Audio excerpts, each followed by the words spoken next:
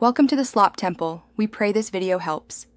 In this video, I will explain how to change your Nissan Sentra key fob battery.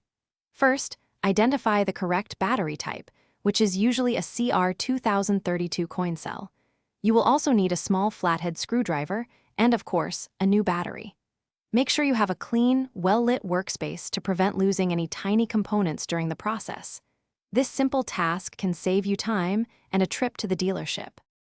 Now, let's open the key fob. Look for a small slot or indentation, usually on the side where the physical key might be.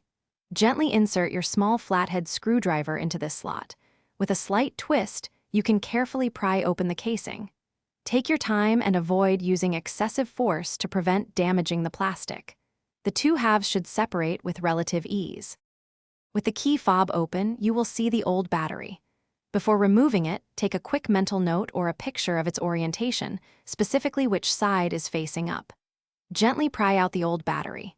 Now, take your new CR2032 battery and insert it with the positive side, usually marked with a plus sign, facing upwards. Ensure it sits snugly in its compartment. Finally, it's time to reassemble your key fob. Carefully align the two halves of the casing. Press them firmly together until you hear a satisfying click, indicating they are securely closed. Once reassembled, head to your vehicle and test the key fob's functionality.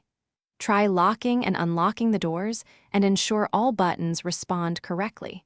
You've successfully replaced your key fob battery. Thanks for watching. Consider subscribing if we helped you.